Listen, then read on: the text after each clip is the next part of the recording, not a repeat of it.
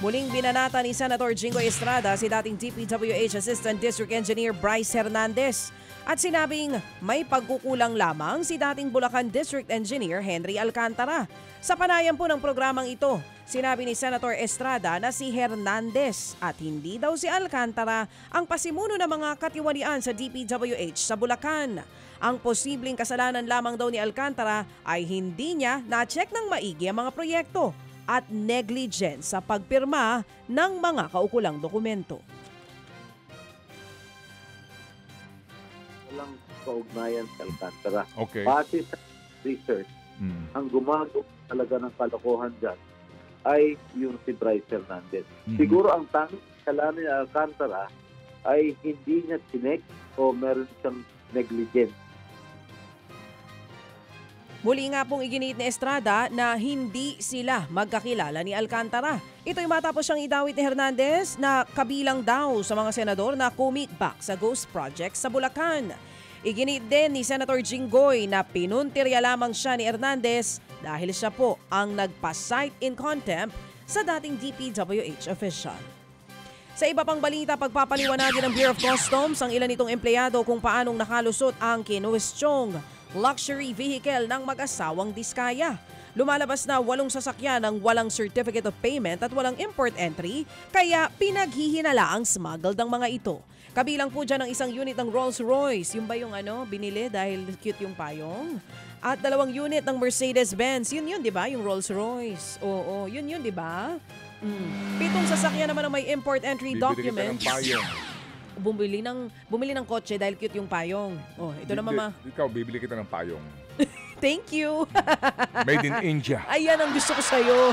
Oo, gusto ko yung lumilipad ako ha. Flying payong. O ito mga kapatid, 7 sasakyan naman ang may import entry documents pero walang certificate of payment. Habang 14 ang kumpleto ng dokumento pero sisilipin pa rin po ito ng BOC. Binigyan po ng 15 araw ang mga diskay at consignees sa mga sasakyan para magpakita ng mga kaukulang dokumento. Patunayang tama ang buwis na kanilang binayaran. Kung hindi, i-issuehan na po ng warrant of seizure and detention ng mga sasakyan at isa sa ilalim na sa forfeiture proceedings. Hindi naman kumbinsido si ICC Assistant to Counsel Attorney Cristina Conti na not fit to stand for trial ang dating Pangulong Rodrigo Duterte para sa kanyang kasong crimes against humanity. Sa panayam pa rin ang programang ito, sinabi po ni Attorney Conti na mismong anak na si Kitty Duterte ang nagsabi na maayos po ang kalusugan ng kanyang ama. Tiniyak din ni Conti na tututulan nila sakaling payagan ng ICC Pretrial Chamber ang request na interim release ni Duterte. May ilang kondisyon daw na inilatag ang dating Pangulo para sa pansamantalang paglaya nito.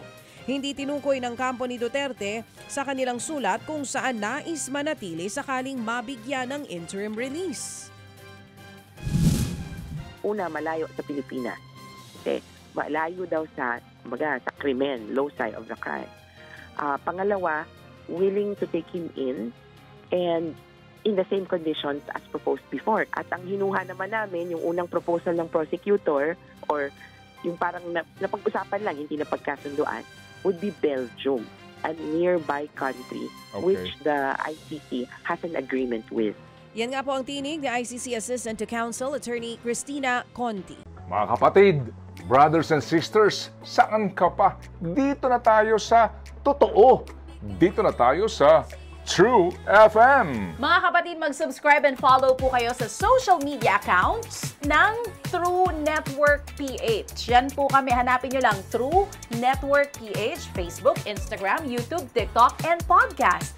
Mapa Apple or Spotify man yan, mahahanap nyo kami. Lahat ng mga napapanood at napapakinggan nyo po sa programa, nasa social media accounts namin yan. So paano mga kapatid? See you sa social media!